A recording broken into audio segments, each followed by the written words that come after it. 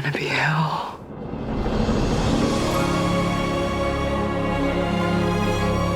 Her Private Hell. We'll get him next time.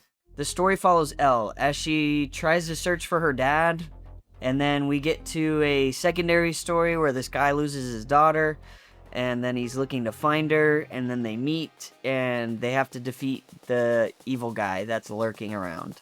I thought this movie was going to be somewhat Blade Runner-esque with the whole setting of this metropolis in the future and the fog and that weird crystal guy that you see in the trailer. Super weird, but I was for it. I was interested.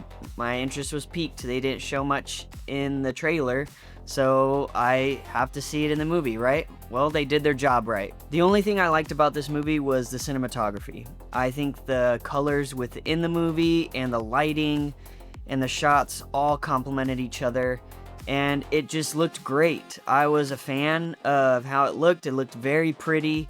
I loved the colors, hence the ones in the background. The blue and purple worked really well with setting up scenes, making it look future noir-esque, and it was weird, and I was a fan of it, the cinematography.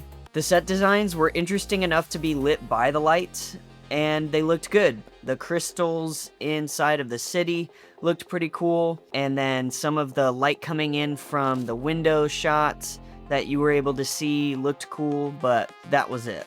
Let's get into the story. I had no idea what was going on. I was very confused at the end.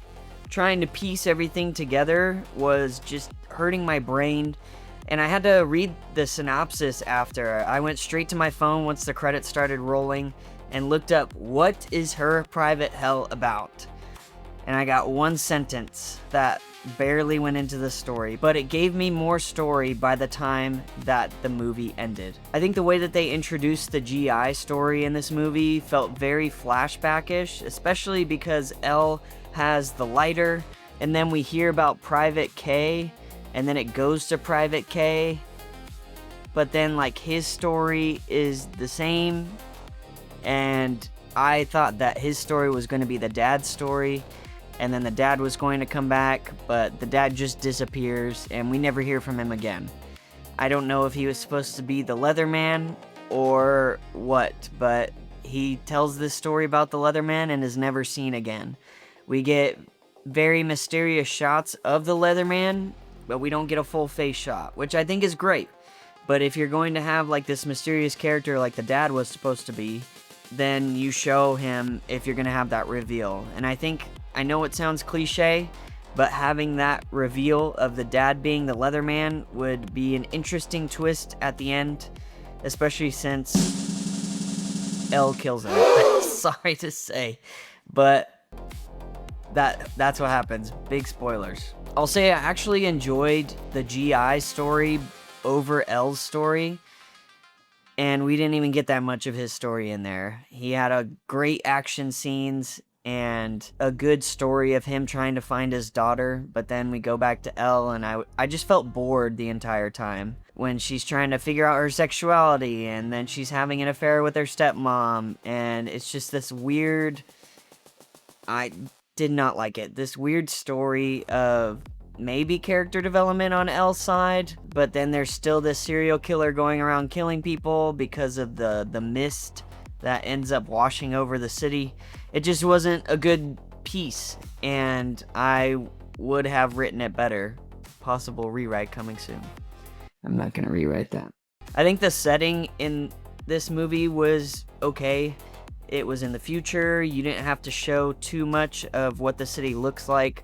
Even the VFX shots were very obscured from the mist that happened to be on most of the earth. And we just see these hotel apartment looking buildings. And we're more grounded inside of the buildings themselves. So it felt like we were walking alongside Elle and the other characters that were going about the story. So that part, I think, was fine. We go to a rooftop, we go down below sometimes, but there's no wide shots of what the city actually looks like. So I think they did okay with making the city more in the background than part of the story itself. Overall, this movie is definitely not worth seeing. If you're a casual viewer and you like going to the big budget films or an occasional independent film, this one is not it.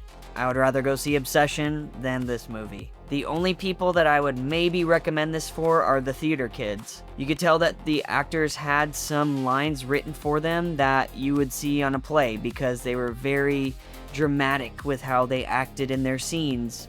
The set design coupled with the scenes themselves felt like it could have been on a play. And I feel like this movie may have been written for a play, but then they decided to make a movie out of it. So, theater kids, if you're watching this, maybe this is for you. But for the casual viewers, I would not recommend going to see. Don't forget to like and subscribe. It really helps us out to make more content for you guys. But let us know what you think. Do you think independent films should take more risks or not? Let us know in the comments.